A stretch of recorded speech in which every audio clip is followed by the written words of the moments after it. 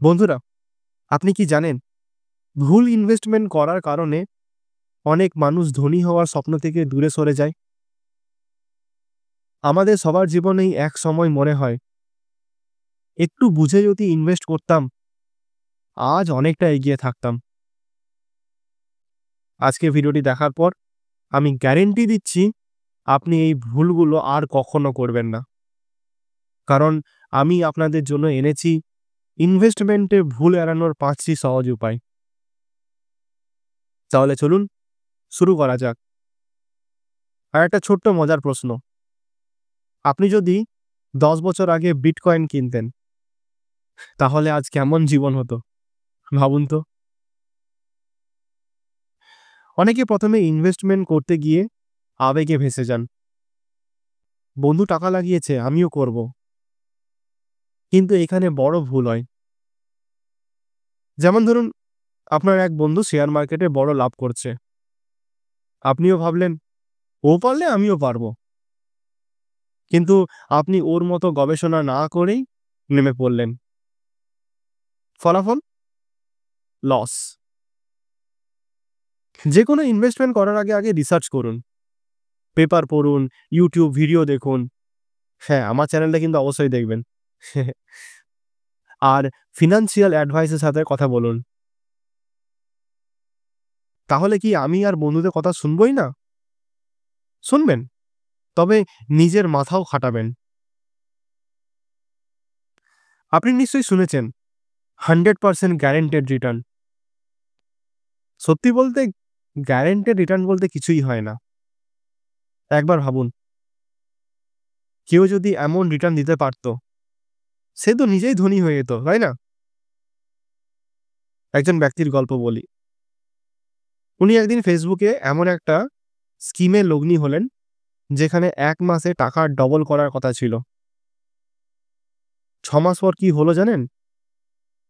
টাকা তো গেলই, স্কিমও উধাও। স্কিমও উধাও। যদি কোনো ইনভেস্টমেন্ট স্কিম সোনার পাহাড় দেখায়, সেটা স্ক্যাম হতে পারে। সতর্ক থাকুন।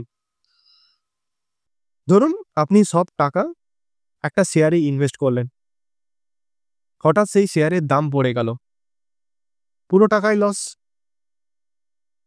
এটা এমন যেন একটা ট্রেনের সব কামরা একটি মাত্র চাকার উপর ভরসায় করে চলছে।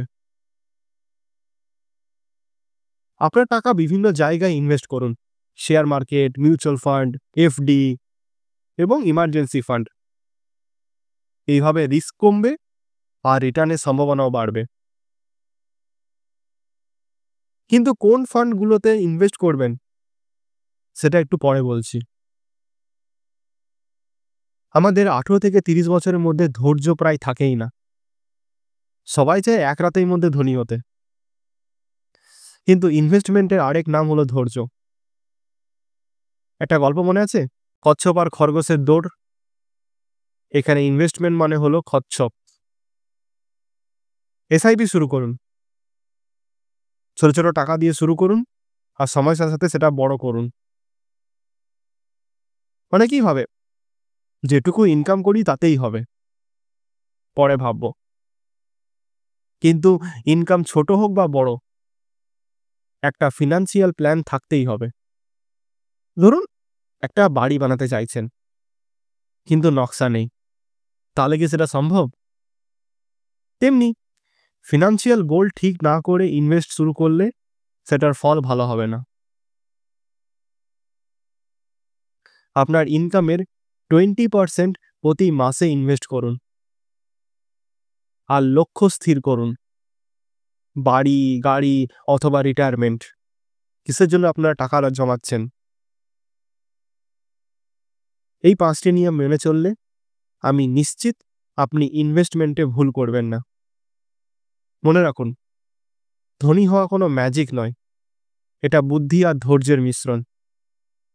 আর যদি জানতে চান মাত্র ৫,০০০ টাকা এসআইপি দিয়ে ১ কোটি টাকা জমাবেন কিভাবে, তাহলে এই ভিডিওটি অবশ্যই দেখে ফেলুন। লিংক ডেসক্রিপশনে দেওয়া আছে। তাহলে আজ এখানেই শেষ। আপনি যদি এই ভিডিও থেকে কিছু শিখতে পারেন তাহলে অবশ্যই লাইক, শেয়ার আর সাবস্ক্রাইব করতে ভুলবেন না, কারণ আপনার একটা শেয়ার অন্য কারো জীবন বদলে দিতে পারে। দেখা হচ্ছে পরের ভিডিওতে। ভালো থাকুন, সুস্থ থাকুন আর ইনভেস্ট করতে থাকুন। ধন্যবাদ।